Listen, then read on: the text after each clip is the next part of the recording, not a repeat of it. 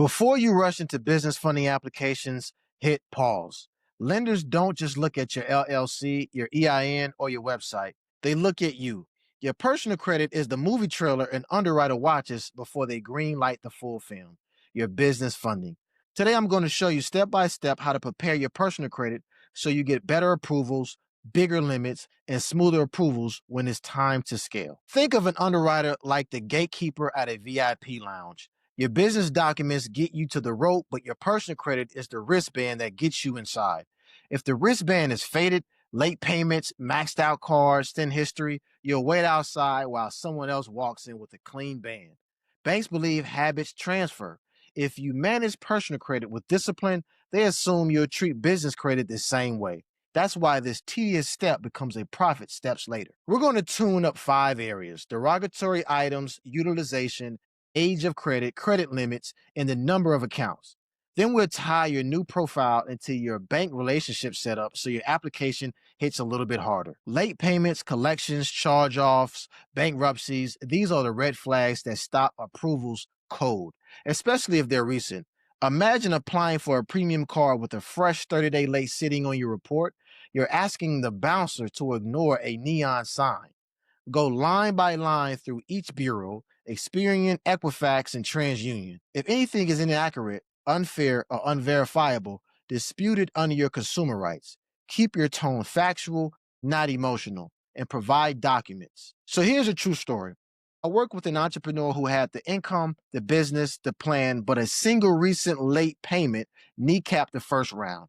We removed the error, waited for one reporting cycle, and the exact same bank that declined him approved him for a bigger limit than he expected. Fixing the foundation changed the whole building. So here's some practical tips to keep it clean moving forward. Keep one calendar reminder for due dates anyway, and that's one less step to keep track of. If life happens, call the lender immediately and ask for a goodwill adjustment once you're current. Utilization is how much of your revolving credit you're using. Underwriters love seeing low balances because low balances scream control.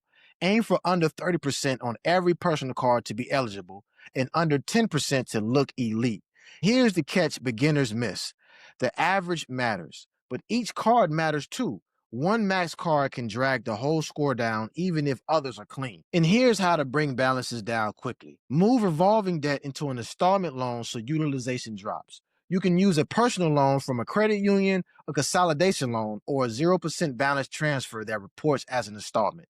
Your score often pops once those resolving lines report lower, and you need to time it right. Pay down before the statement closing date so the lower balance is what the bureaus see. Avoid closing old cards after you pay them off. That can hurt your age and total available credit. Picture utilization as the weight you're lifting in the gym. If you can bench 300, but you're showing 290 on the bar every day, the coach assumes you have no headroom. Show 30 to 50 on the bar, and the coach will see that you have room to push. Average age of credit is the quiet score booster. 2 years of average age is a solid baseline. Older is better. If you have mostly new accounts, your profile looks untested. You can grow 2 ways. The slow way is time. The accelerator way is being added as an authorized user to clean, long-standing card belonging to a family member or trusted friend. You don't need to use their card. You're borrowing their history. So here's some ground rules. The authorized user account should have no late payments and low utilization, or it can hurt more than help. And avoid buying random authorized user slots from strangers. Lenders smell that and it can backfire quickly. So here's another short story.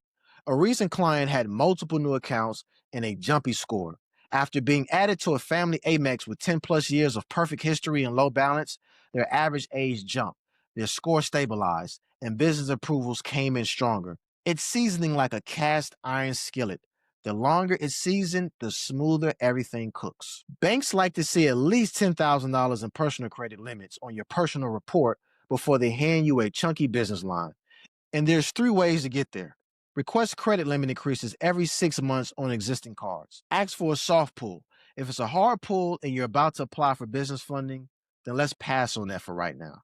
Apply for a premium personal card known for higher limits starting once your profile is clean and utilization is low. Leverage an authorized user line that already has a large limit and perfect history. Think of it like a pilot logbook.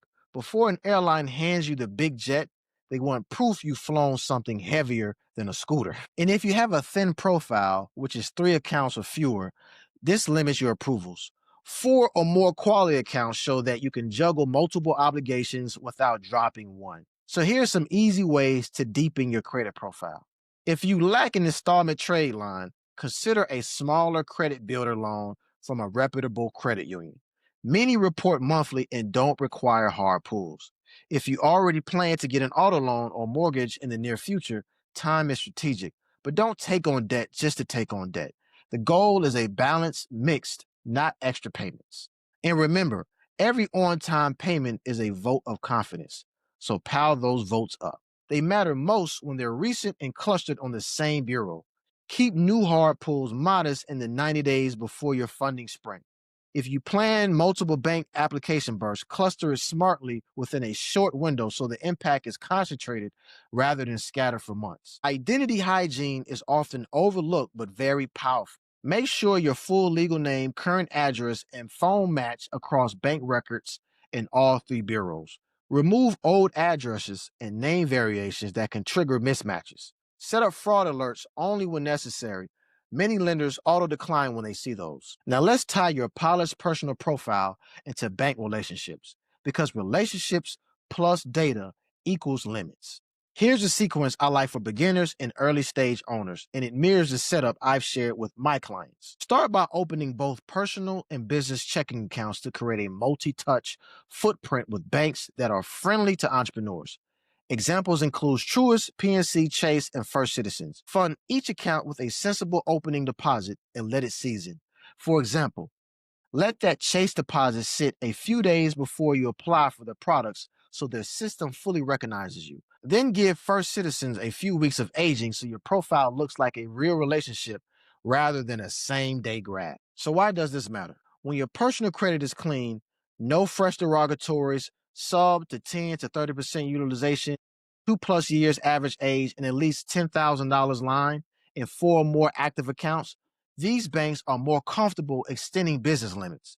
Your clean personal profile helps the underwriter check the ability and discipline box, while your deposits and activity help them check the relationship and intent box. So here's a timing tip. Do your personal cleanup first, then open and season the bank accounts, and only then run your business funding sequence. That order compresses friction at every step. So in week 1, pull all 3 bureau reports. Highlight any inaccuracy or negative items. Send precise documented disputes where appropriate. Turn on auto pay minimums across every card and set calendar reminders.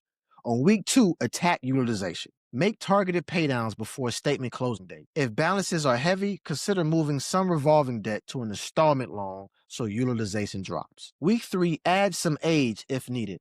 Ask a trusted family member to add you as an authorized user to a long, clean, low utilization card. And then on week 4, push limits in depth. Request soft pull credit limits. Consider 1 premium personal card if your profile is ready, and add 1 credit builder installment if you're missing that mix. Clean up your addresses and name variations on your credit file, driver's license, and bank accounts so everything matches up. By the end of 30 days, most people see a measurable shift. By 60 to 90 days, your profile often looks like a different person on paper. And just like one of my past clients, a boutique e-commerce owner came to me with great revenue but maxed out cards. We didn't apply for anything. We rebalanced debt into a small installment loan, dropped utilization under 10% on all 3 cards, removed 2 old addresses, and let a new checking account season for 3 weeks. 90 days later, she pulled multiple business approvals with limits big enough to buy inventory for a full season at promotional rates. And for another one of my real estate investor clients, had solid income and cash flow, but a recent late payment and only 2 open accounts. We fixed the late, added a clean authorized user with 8 years of history, opened a credit builder loan, and waited for 2 cycles. The same bank that said no turned around with a yes and 5-figure lines, because the file now told a story of control and consistency. And here's a final checklist before you apply. No fresh derogatories reporting, every personal card under 30% utilization, ideally under 10%, Average age near or above 2 years, reinforced with clean, authorized users if needed. At least one 10K personal limit showing. 4 or more total positive accounts with on time history. Minimum recent credit hard pulls. Identity info perfectly matched across all bureaus and banks. Personal and business checking accounts open, funded, and seasoned with the banks you plan to apply with. When you can truly say yes to each line, that is your green light. Now, this is the part most people rush into, and that's why they get smaller limits, tougher terms, and flat out denials. Treat your personal credit like a launch pad. Clean it, season it, and then press go.